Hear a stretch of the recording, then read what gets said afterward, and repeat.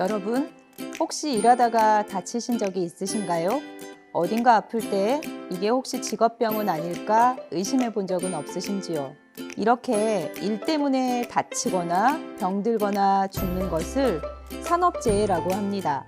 줄여서 산재라고 하죠. 만약 여러분이 자동차를 타고 가다가 사고가 났습니다. 그럼 어떻게 하죠? 묻지도 않고 따지지도 않고 자동차 보험으로 처리합니다. 마찬가지로 산업재해를 당하면 산재보험을 통해 치료도 받고 보상도 받을 수 있습니다. 많은 사람들이 산재보험을 너무 어렵게 생각합니다. 회사에서 허락해주지 않아서, 산재보험에 가입되어 있지 않아서, 내 실수로 다친 거라서, 산재 처리하면 해고될까봐, 이런 이유들로 산재를 당하고도 그냥 넘어가는 분들이 많습니다.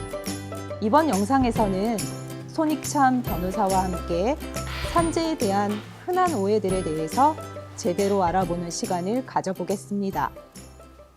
자기소개를 부탁드립니다. 안녕하세요.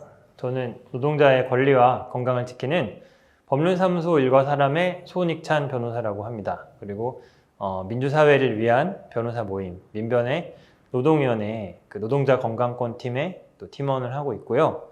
또 저희 사무실은 주로 노동자 편에 서서 해고 사건이나 또 노동조합 사건 그리고 산업재해 사건들을 하고 있습니다.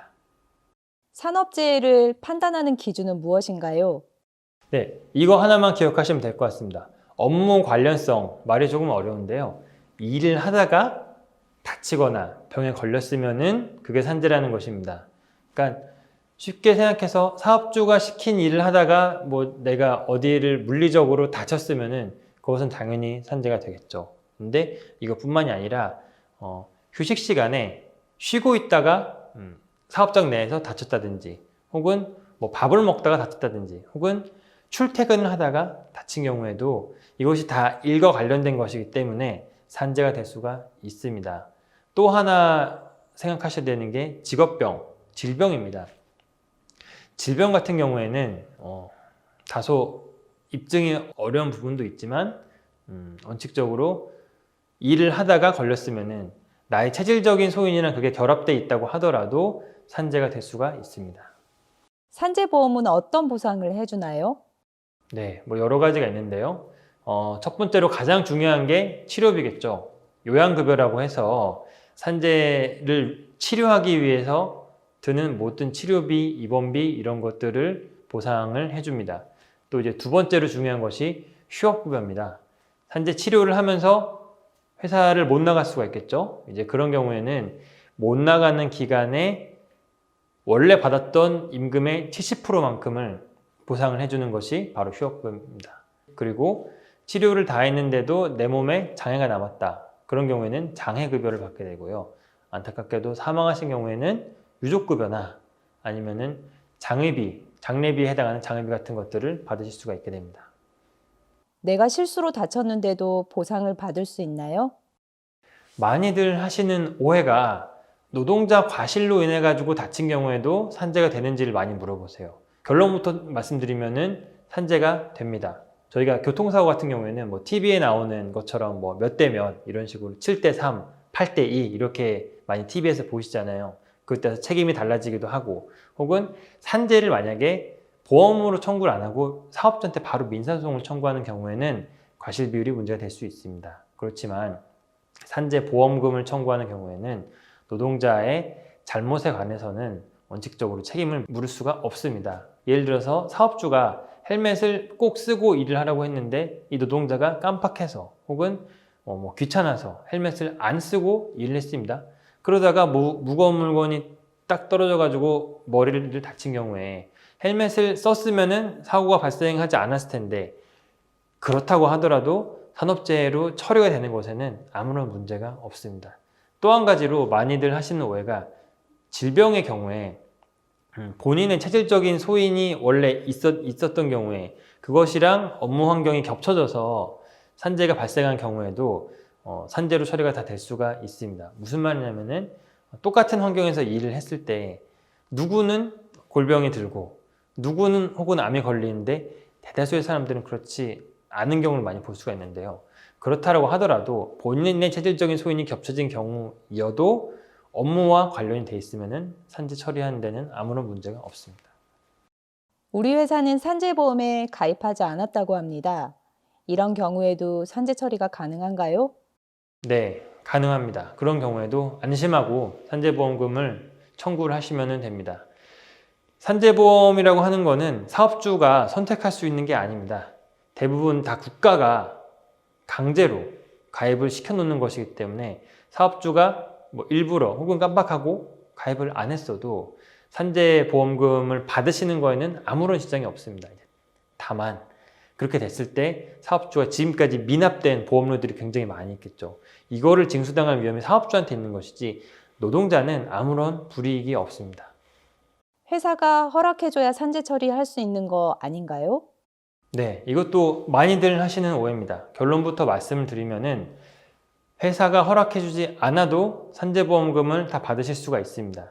이게 2017년도까지는 사업주 확인제도라고 하는 게 있어서 마치 이제 사업주가 꼭 도장을 찍어줘야만 산재를 신청하는 것처럼 인식이 됐었는데 지금은 그 제도가 없어졌습니다. 그리고 더 중요한 거는 사업주 확인제도가 있는 그때나 지금이나 사업주 확인을 안 받아도 산재를 신청하시는 거에는 아무런 지장이 없습니다. 따라서 사업주가 곤란한다거나 허락해주지 않겠다라고 하더라도 산재 신청해서 승인받는 거에는 아무런 지장이 없어요. 그리고 다만 이제 사업주 몰래 신청을 하셔도 사업주가 모르게 신청하셔도 아무런 승인받는 건 지장이 없는데 신청하신 다음에는 근로복지공단에서 사업주한테 이런 업무 환경이 이런 게 맞냐라고 조사를 하기 때문에 어느 시점에서는 어차피 사업주가 알게는 됩니다. 산재 신청했다는 사실을. 네. 일한 지 하루 만에 사고가 났습니다. 이것도 산재가 가능한가요? 네, 산재가 가능합니다. 아까 말씀드린 것처럼 산재라고 하는 제도가 전체 우리나라의 사용자가 전체 노동자들을 책임지는 보험제도이기 때문에 그렇습니다. 일을 시작한 지 한 달이 됐다든지 아니면은 며칠 만에 혹은 몇 시간 만에 사고가 발생을 했다고 하더라도 산재보험금으로 처리가 되시는 거에는 아무런 문제가 없습니다. 마찬가지로 직업병 같은 경우에도 예전 사업장에서의 유해한 물질에 노출된 거와 현재 사업장에서 유해 물질에 노출된 거를 다 총합해 가지고 산재인지 아닌지를 판단을 하는 것입니다. 회사에서는 산재 처리하지 말라고 합니다. 산재 처리할 거면 회사를 나가라고 하는데 어쩌죠? 네, 많은 노동자분들이 괴로워하는 시점입니다. 실제로 산재 신청을 한다고 하면은 사업주가 여러 가지 형태로 불이익을 주겠다든지 아니면 심지어 나가라라고 하는 곳도 있습니다. 그렇지만 우리 산재보험법에서는 산재 신청으로 인해서 인사상 불이익을 줄 경우에는 2년 이하의 징역 또는 2천만 원 이하의 벌금에 처하도록 하고 있습니다.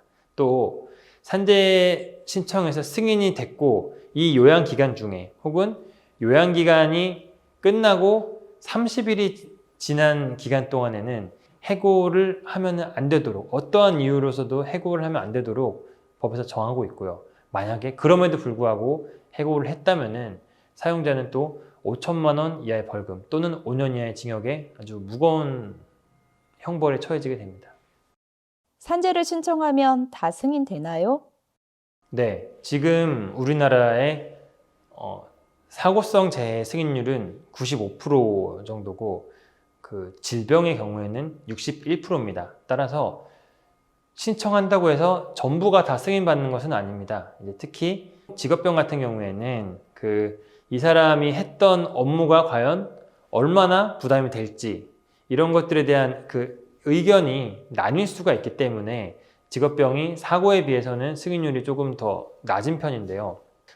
근로복지공단에서 산재 승인을 안 해줬다고 하더라도 심사 청구나 또 재심사 청구 그리고 이것도 안 되면은 행정소송을 제기하는 방법이 있습니다. 그래서 국가기관에서 한 번 불승인 됐다고 해서 너무 좌절하지 마시고 이의 신청을 통해서 끝까지 가본다면은 또 좋은 결과를 거두실 수 있을 거라고 생각합니다.